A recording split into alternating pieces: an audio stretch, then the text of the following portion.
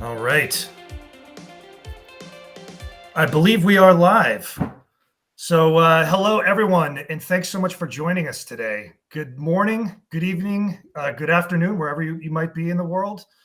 My name is Mike Locke. I'm the Managing Director at Aberdeen Strategy and Research. And today's discussion will explore the topic of conversational commerce and how these tools and activities are enabling consumers to interact with online brands in a meaningful way, and how they're allowing today's commerce leaders to navigate the frequently changing buyer behavior that's become characteristic of e-commerce. So we have a really fantastic set of speakers for today. First, we're joined by Kresho Jamak, VP of Products at Infobip. Kresho, thanks so much for joining us today. Can you share a little bit of your background here? Yeah, hi everybody. Good morning, good evening. I'm Kresho Jamak, VP Products in Infobip. With Infobip for the last 7 years. Prior to that, worked as an engineer background, then in a telecom as an engineer, and then joined Infobip, and went from product management up to VP Products. Working with a great team on our software as a service layer, as well working on our communication channels. Excellent, thank you. And we also have Aberdeen's own Omer Minkara, VP and Principal Analyst heading up Aberdeen's coverage of customer experience and contact center. Omer, it's great as always to speak with you. Likewise, thank you, Mike, and looking forward to our conversation today with Kresho and yourself, and discussing some of our, recent takeaways from our recent study on customer messaging and e-commerce. Excellent, perfect. Well, let's get into it then. So, for our discussion today, as I alluded to a little bit before, we're exploring the topic of conversational commerce. So, let's talk a little bit more about what that means and the impact that it's having. I've got a few prompt questions that I want to pose to the two of you, and if we have time at the end, we can field any questions that might be coming in from the audience. So let's go ahead and kick things off with an opening question here. And Kresho, let's start with you. When we think about commerce leaders and online brands and all of the decisions that they make around customer engagement, what is it that makes messaging in particular a particularly compelling investment for these brands? So I would question everybody who's watching this how many times they will check their messaging app while we are on presenting today. So me and Omer and you, Mike, won't be checking our WhatsApp or Facebook or I know iMessages, but I think the majority of people would be checking their messages, and I think that's the main driver, main motivation why today brands are looking to be on those messaging apps and start using them much more than today, because everybody is spending 1 hour, 2 hour, 3 hours using messaging apps. This is why it's super important that brands start communicating with their end users on those messaging apps. Yeah, no, it makes a lot of sense. I am, as you are correct, I'm not on messaging right now, but I'm certainly guilty of that from time to time myself. Omer, let's go over to you with this one. What's your take on that? Anything coming out of the research in particular around messaging, or any sort of individual or personal opinions on this?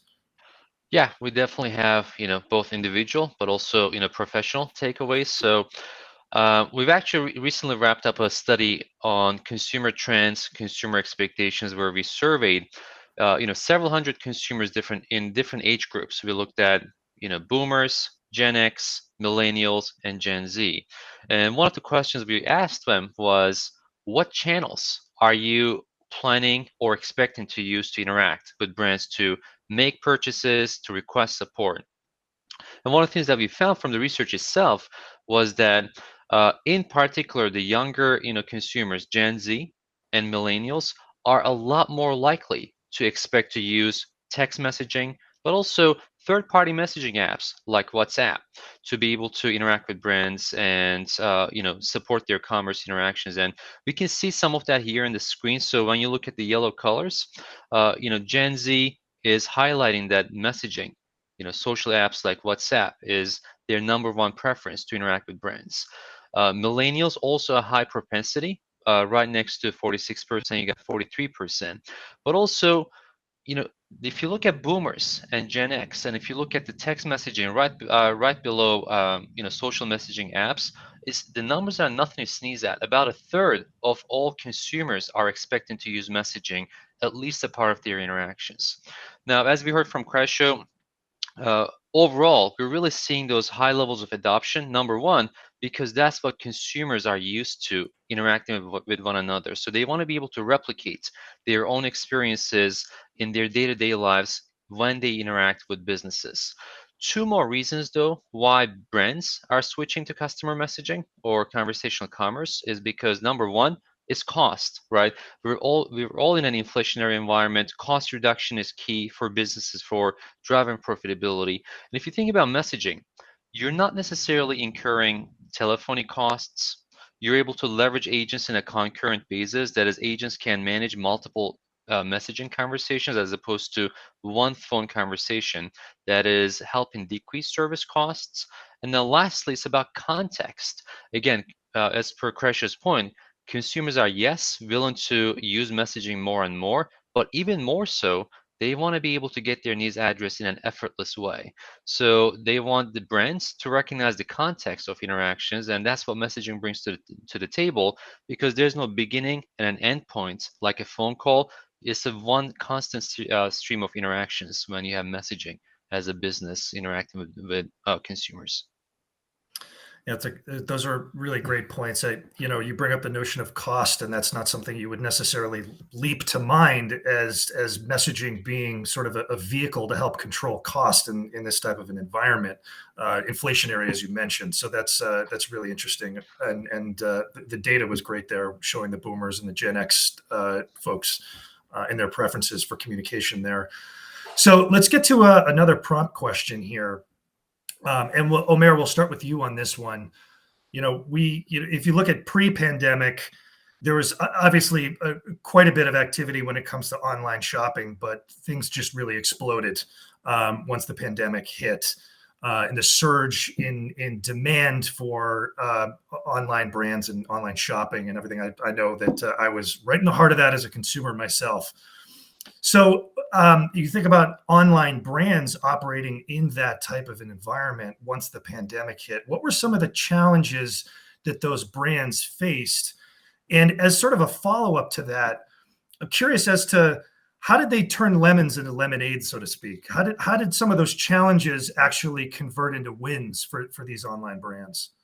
Yeah, great two-part question. So I'll talk about the challenges first, and then I'll touch on, some of the ways brands have solved for those challenges.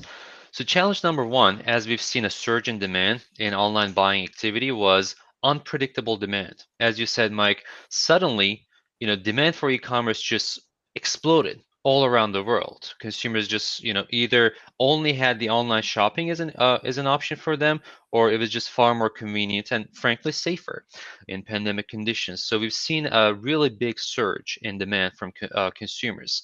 With that being said, it was unpredictable.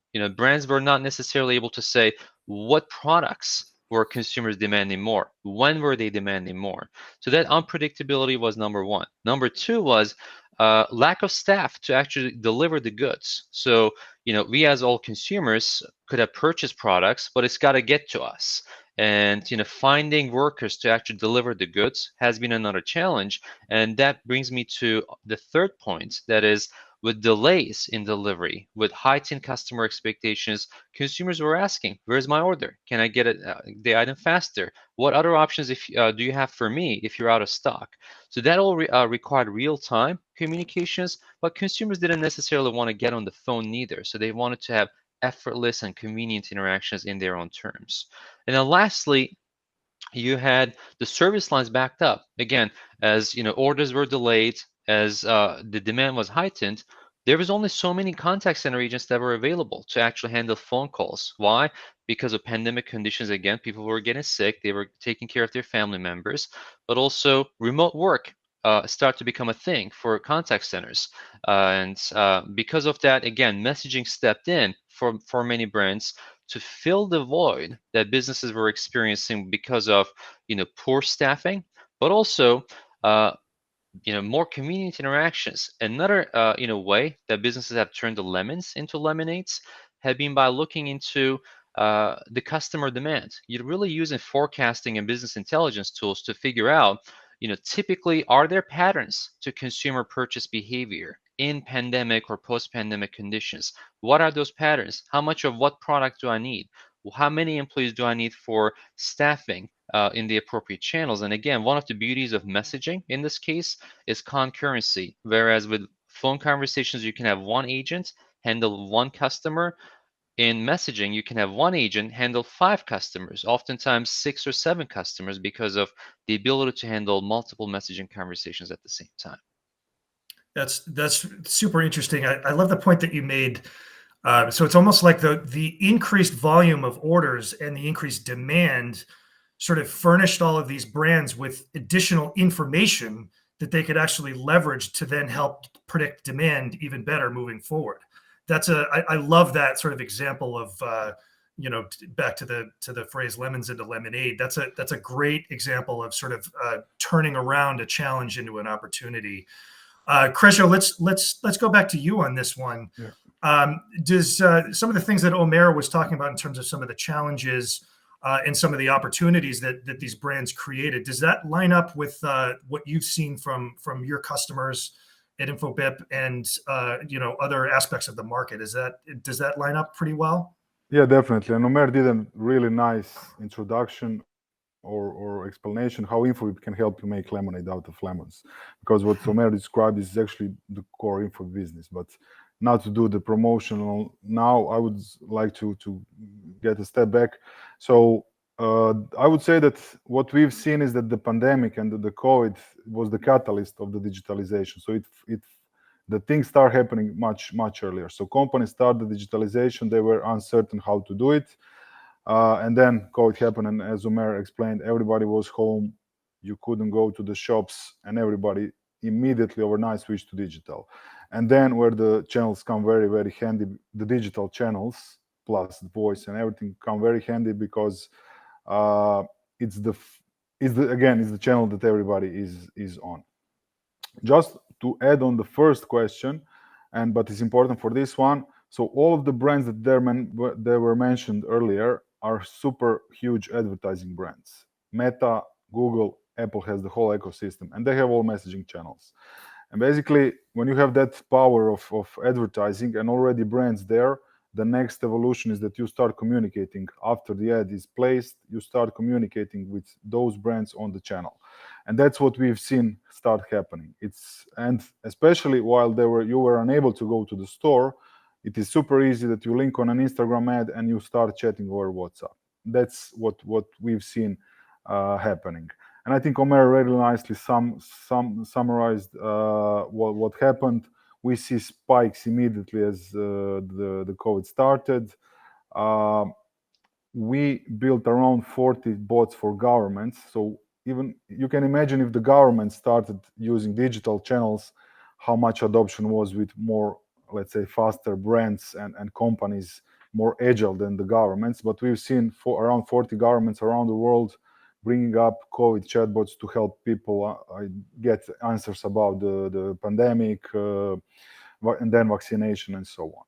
So definitely COVID was the catalyst, but more importantly, when speaking with brands, we asked them, okay, do you think, how do you like these digital new channels, the experience, what your end users think about it and so on? There was unanimous answer that everybody is going to continue working with the digital channels. So they are here to stay. So COVID came, did fast forwards of adoption of digital channels, but the brands realized the power and strength of them because e-commerce or conversational commerce starts from the advertising, gets into the purchase, and ends up with support. And you can see this is the typical digital customer journey. And on the next slide, you can see actually how e-commerce differs from conversational commerce, where again, the hugely important brands listed here, they all have the advertising part, so the discovery is already there, and then there is the payment part, where Meta is also piloting multiple models. To come back to the second part of the question, how to help brands, or what was the biggest challenge? The biggest challenge lies within there are many companies, Infobip one of them who offer communication channels, who offer contact center solution chatbots, and we can onboard a telecom of 60 million people in a month. So we did it, and we onboarded some other ride sharing companies and so on, and we can do it pretty fast. We have the professional services, and we have the channels, we have the know-how. The biggest challenge that we have seen is within the companies, actually, because they need to digitalize their business. As they are not ready, they do not have the collaterals, their support is not educated for asynchronous messaging, they are educated and ready for the voice or real-time messaging. So that's where the biggest challenge happens within the company itself, where the company needs to adapt to the new communication channel. Being it content, being collaterals, collateral documentation, and finally educating their end users, they can now communicate over the digital channels, which in their nature are asynchronous, which means changes in the call center, changes of software, and so on. Yeah, that's another great example of lemons into lemonade. So you talk about the pandemic sort of making permanent things that were already underway, but also in a very healthy way, it sounds like forcing brands to become more technologically mature, to put the infrastructure into place, and as you said, to start really educating their customers, their consumers, on how messaging works, how it's going to interact with their own platform. It's a great example of an unexpected catalyst having positive impact on the organization. So that's a fantastic example. Appreciate that. So let's go to our third and final question here. Why don't we go back to Kresho? Why don't we go back to you on this one? And we're going a little bit macro on this one. I think many of us would be curious as to what overall customer experience trends are you seeing, and how does that translate into, if you could pull out your crystal ball here for a second, how does that translate into the future of interactive customer messaging platforms? So I think an example, we launched a campaign with Dior in APAC, in Asian Pacific region, a couple of months ago. And the numbers it was a global, and this you can see here the numbers. I wouldn't go, but the audience can see the numbers. So I think having 69% of fully engaged users with 90% of user being reached and across the whole world and across the whole follower base. If you would like to achieve this with digital marketing over web or banners or billboards, you would spend millions or tens of millions of dollars. And this campaign was built pretty fast with a pretty limited budget, because it is building a chatbot. There is a conversational experience team which does this, but it's significantly lower than and I think it's super engaging. So this is one of the examples how and why the CX is super important. And again, it all comes back to where the end user is. So if you receive on your preferred messaging channel, being it Apple Business Chat, RCS, Google, iMessages, or WhatsApp, or Facebook Messenger, Kakao Talk, Line, Zalo, depends on the Viber, depends on the part of the world you are. If you receive their message, you will most probably read it. And then you are engaged, and all of these channels offer rich content. So often you send an image. There is just an image and a CTA, call to action button, and that's enough. And we have tens of success stories where the adoption of campaigns, or let's say the conversion rate within the customer support, is measuring X. It's a multiplier. It's not a percentual growth. It's 10x, 20x, 90x, and so on. So I think that's the best, better than any explanation. All the success stories show tremendous adoption of digital channels. Love that. Those are some pretty 10x, 20x, 90x. Those are some pretty compelling ROI figures there. Yeah, so it looks fabricated almost, but it's really those, based on the data that we have, we've seen those numbers. It's not Well, just marketing. Yeah. No, I appreciate that. And Omer, you've been at this a long time, and you've probably got your own examples in a similar vein of ROI. So I'll leave it to you to sort of to fill in some of your own perspective on that. But curious as well, as you think about your own research crystal ball into how things could potentially play out, some of the larger trends in CX and how that's having an impact on messaging platforms. Love to hear your thoughts on that. Yeah, absolutely. So again, two-part question. Regarding the ROI, what Kresho shared is very much parallel to some of the results that we've seen in some of our recent research where we looked at use of conversational commerce by organizations that is incorporating messaging within commerce programs. Brands are telling us they have happier customers, customer effort is reduced. Meanwhile, company growth is achieved by revenue increase, but also cost reduction. So really, you have four parts. Set of benefits that companies are enjoying by savvy use of messaging. Now, I underline the word savvy because a lot of the trends that I'm going to touch on now also, support really maximizing the ROI from messaging.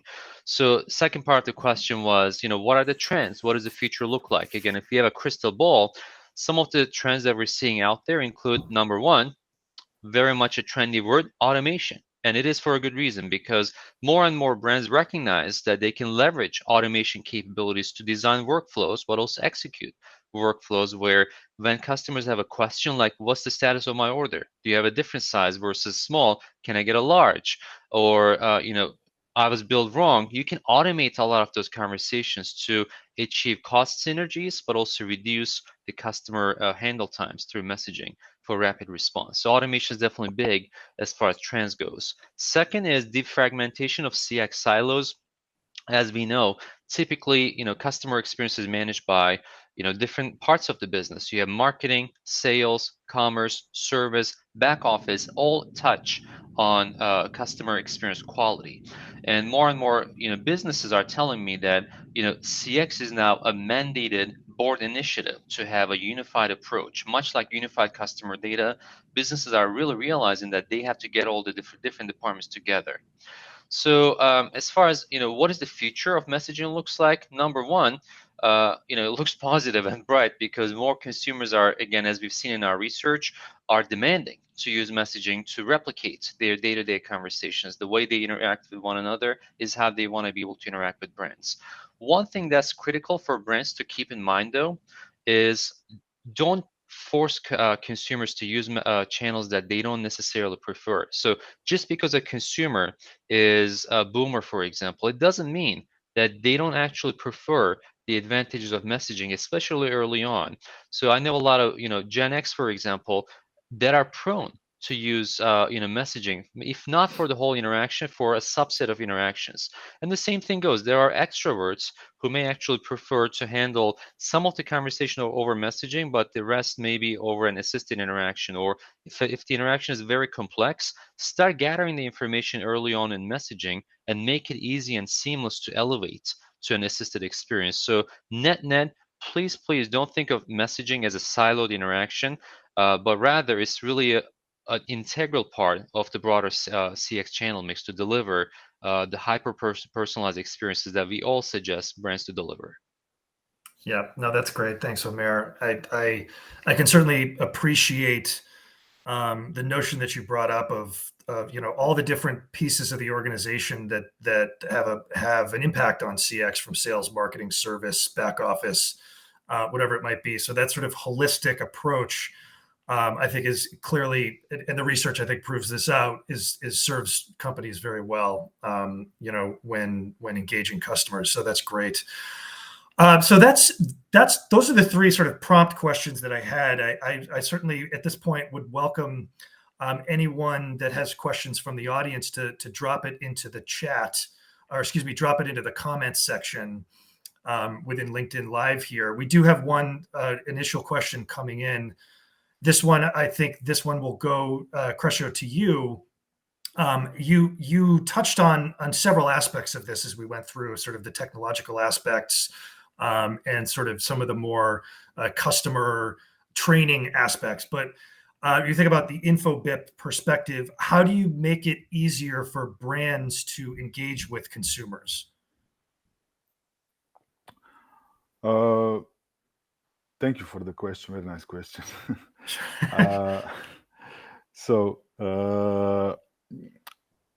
As mentioned before, the biggest challenge is changing the companies itself. So we have the channels, we have the software, and we have the professional services which can do the integration. So that's one part. That's, let's say, the integration suite. But where we see bigger challenges is changing how the brands will interact with end users. So what we've seen, and we see a lot of adoption, is actually our conversational experience teams, which are tailoring the campaigns, which are tailoring the tone of voice, which are tailoring the brand over the chat app or email or whichever channel is used. So we see a lot of good examples of that, and using actually conversational experience teams to bring the whole CX around the campaign, around the chatbot, around a customer support, the holistic view of the company online. So I think investing in customer experience, so tone of voice, the way the messaging is done, and so on, is even more important than actually building or having the channel. And another important aspect of being successful is the integration part, because every company has their own business processes, their own software applications, CRM, ERP system, standing order, billing, and so on. And where we see a lot of time being spent and a lot of challenges is and where we are helping a lot is with integrating those enterprise application systems with our solutions. And basically those two are the main challenges, and that's where we have a lot of BI and where we are investing a lot. Got it. I come from the BI space myself, so I can certainly appreciate, the notion of bringing that decision intelligence to the CX world, and appreciate that perspective. We've got another question coming in here. Actually, this is another one for you, Kresho. So the question is about connecting with a very targeted audience. So how is it that Infobip connects brands with the right targeted audience, particularly with respect to the global consumer marketplace that you guys are managing? Mm-hmm. So there are two aspects. The macro aspect is the channel of choice for a specific brand. It really depends on the type of the brand. It really depends on the geography. So I don't know, Latam, India, WhatsApp is very dominant together with the legacy channels, SMS and voice. If you go USA, voice number one, live chat very high, as Omer slides have shown, but also iMessages is the strongest. There's so Apple ecosystem, and so on and so on. So let's say that's the macro level, and then on the micro level, you do the segmentation on actually on the individual level, on the personal level, and you can do it manually, or there are better tools where you can do it using AI. So AI-powered segmentation, profiling, based on historic interactions, based on the events. And we have a tool which is called People. It's actually a CDP, customer data platform, which does it automatically. So, but we see the trends of going into AI-driven segmentation, personalization of the channel, of content, of tone of voice, of best time to send the message, and so on. So that's the trends that we see, which are gaining 10x, 20x success when launching, let's say, a promotional campaign. Great. Thanks very much. Appreciate that. So that I believe we are out of questions and out of time for today. Really want to thank both Kresho and Omer for joining us today. Huge thanks to you for bringing the insights, and as always, thanks a warm thank you to the audience for joining us today. Really appreciate the engagement, no pun intended, in the conversation today. I did want to mention, if you're interested in an even deeper dive into this topic, we would certainly invite you to check out the on-demand webinar on this very topic, actually, Engage Customers Where They Live. So that just the title of that webinar brings up many of the points that Kresho and Omer have discussed already today. It's a fantastic webinar that you can check out. I believe it's linked in the chat section. So once again, thanks everyone for joining us today, and we hope everyone has a really fantastic day.